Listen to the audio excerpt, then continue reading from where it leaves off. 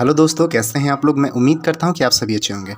दोस्तों, ये हमारे केसर क्यूज के top 50 important questions of constitution से यानी संविधान के महत्वपूर्ण अनुच्छेद के कुछ प्रश्न हैं जो आपको किसी भी कॉम्पिटिटिव एग्जाम में काफ़ी मदद करेंगे। तो शुरू करते हैं। हमारा प्रथम क्वेश्चन है, उच्च न्यायालय एक अभिलेख न्यायालय होता है, यह कौन सा अनुच्छेद है। तो 215 अनुच्छेद है दोस्तों। 215 जो अनुच्छेद है, उच्च न्यायालय एक अभिलेख न्यायालय होता है। अगला प्रश्न हो जाएगा, भारत की आकस्मिकता निधि का अनुच्छेद कौन सा है। तो 267 अनुच्छेद दोस्तों। 266 जो अनुच्छेद है, भारत की आकस्मिकता निधि का अनुच्छेद है। अगला प्रश्न हो जाएगा, महान्यायवादी किसी भी सदन में बोल सकता है, यह किस अनुच्छेद के तहत। तो 88 अनुच्छेद के तहत दोस्तों। 88 अनुच्छेद के तहत महान्यायवादी किसी भी सदन में बोल सकता है। अगला हमारा प्रश्न हो जाएगा, मंत्रिपरिषद लोकसभा के प्रति सामूहिक रूप से उत्तरदायी होता है तथा उसका कार्यकाल 5 वर्ष का होता है, यह कौन सा अनुच्छेद है। तो 75 का 3, 75 का जो 3 अनुच्छेद है, मंत्रिपरिषद लोकसभा के प्रति सामूहिक रूप से उत्तरदायी होता है तथा उसका कार्यकाल 5 वर्ष तक होता है। अगला हमारा प्रश्न हो जाएगा, संसद में संयुक्त अधिवेशन की व्यवस्था का मतलब अनुच्छेद कौन सा है। तो 108 अनुच्छेद, जो 108 अनुच्छेद है, संसद में संयुक्त अधिवेशन की व्यवस्था का अनुच्छेद है। अगला हमारा प्रश्न हो जाएगा, कुछ दशाओं में काम, शिक्षा, लोक सहायता पाने का अधिकार का अनुच्छेद कौन सा है। तो 41 अनुच्छेद दोस्तों। जो 41 अनुच्छेद होता है, कुछ दशाओं में काम, शिक्षा, लोक सहायता पाने का अधिकार होता है। अगला हमारा प्रश्न हो जाएगा, प्रधानमंत्री की नियुक्ति राष्ट्रपति करेगा, यह कौन सा अनुच्छेद है। तो दोस्तों अनुच्छेद 75।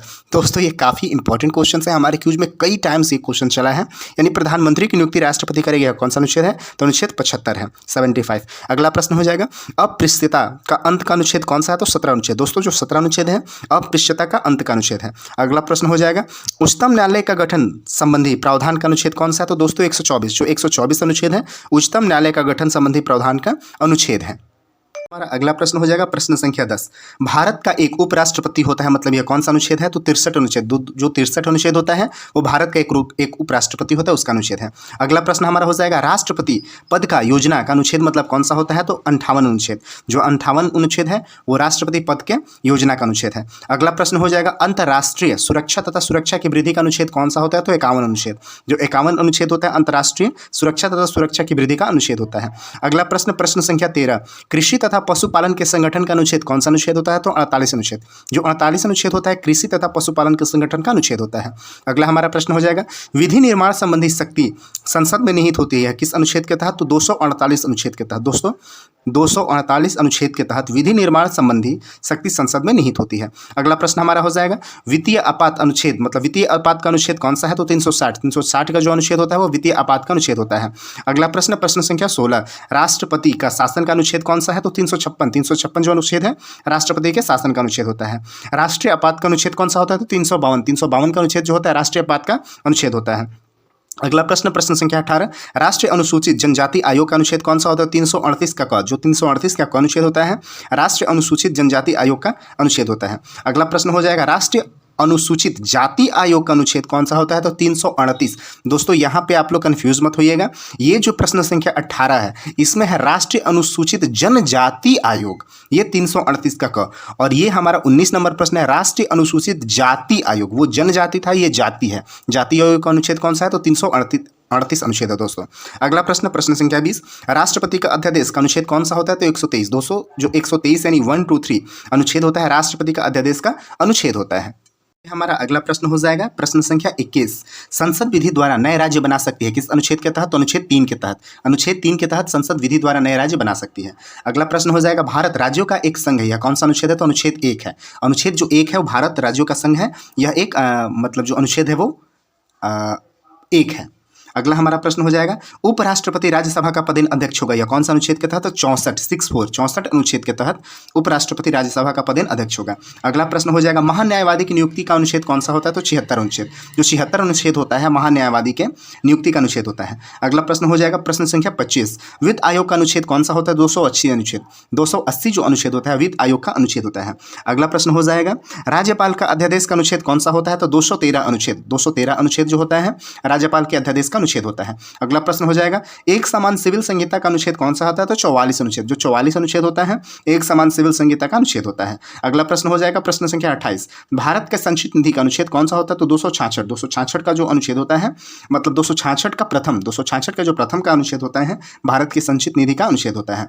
अगला प्रश्न हो जाएगा, प्रश्न संख्या 29, भारत के विधान परिषद की रचना का अनुच्छेद कौन सा है। तो 169 अनुच्छेद।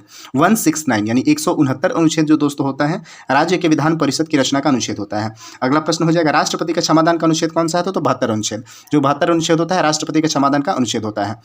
दोस्तों इस हमारा मतलब 61 क्यूज का ही भारतीय मतलब संविधान के भाग के अनुच्छेद है, तो इसको हम लोग पढ़ेंगे। 31 नंबर प्रश्न है, संघ तथा राज्य क्षेत्र का अनुच्छेद क्या होता है, तो 1 से 4 तक का जो अनुच्छेद होता है दोस्तों, संघ तथा राज्य क्षेत्र का अनुच्छेद होता है। अगला हो जाएगा नागरिकता। नागरिकता का जो अनुच्छेद होता है 5 से 11 अनुच्छेद होता है, अर्थात 5 से 11 तक जो अनुच्छेद होता है वो नागरिकता का अनुच्छेद होता है। अगला प्रश्न संख्या 33, मौलिक अधिकार का अनुच्छेद कहाँ से कहाँ तक होता है, तो 12 से 35 तक। 12 से 35 तक का जो अनुच्छेद होता है मौलिक अधिकार का अनुच्छेद होता है।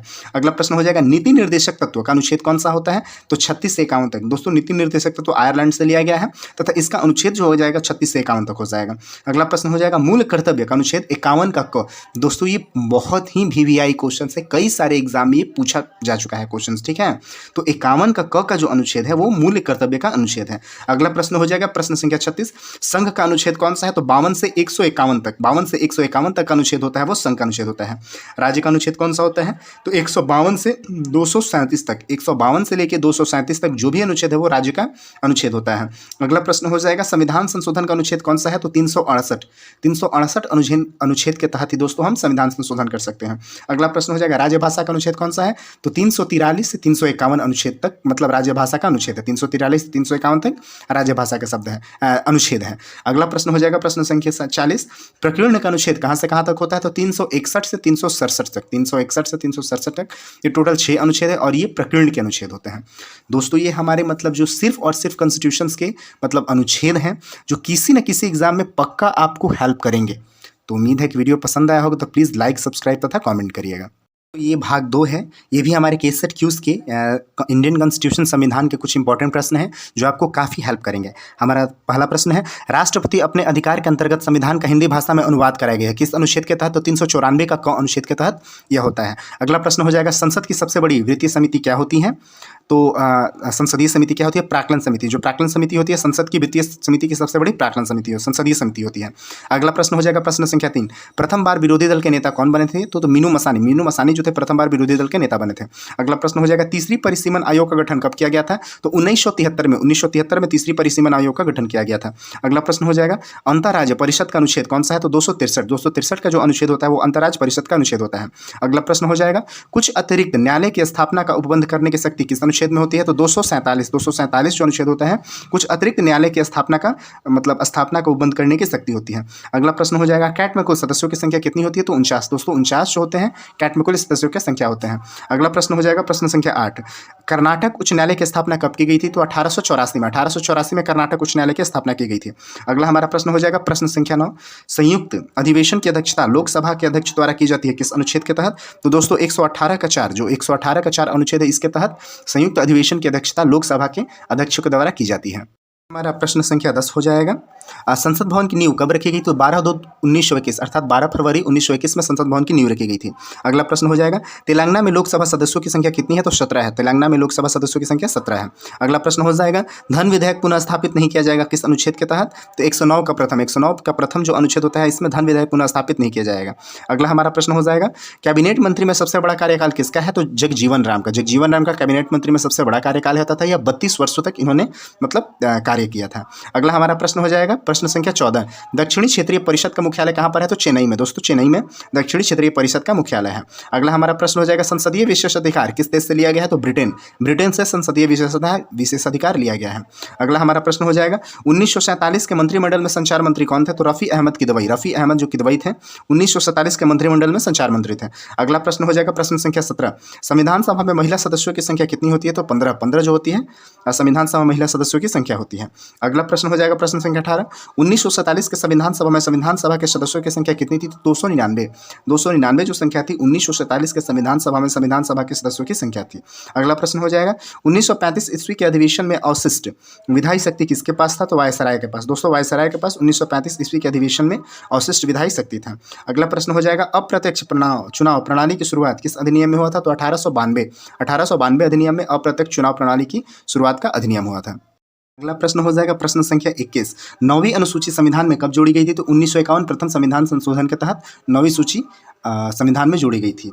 अगला प्रश्न हो जाएगा, सर्वोच्च न्यायालय की प्रस्तावना का मूल ढांचा किसे माना जाता है? तो केशवानंद भारतीवाद को। केशवानंद भारतीवाद को सर्वोच्च न्यायालय ने प्रस्तावना का मूल ढांचा माना है। अगला प्रश्न हो जाएगा प्रश्न संख्या 23, संविधान की प्रस्तावना में कुल कितने प्रकार की स्वतंत्रता है? तो 5 प्रकार की। 5 प्रकार की जो स्वतंत्रता है संविधान की मतलब संविधान की प्रस्तावना में है। अगला हमारा प्रश्न हो जाएगा, राज्य सूची में वर्तमान में विषयों की संख्या कितनी है? तो 61। राज्य सूची में वर्तमान में विषयों की संख्या कुल 61 है।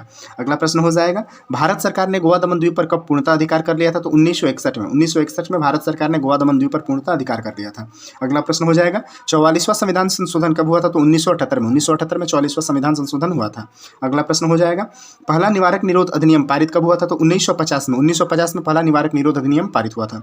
अगला हमारा प्रश्न हो जाएगा, राष्ट्रपति के निर्वाचन के लिए निर्वाचन मंडल का अनुच्छेद कौन सा होता है? तो अनुच्छेद 54। अनुच्छेद जो 54 होता है राष्ट्रपति के निर्वाचन के लिए निर्वाचन मंडल का अनुच्छेद होता है।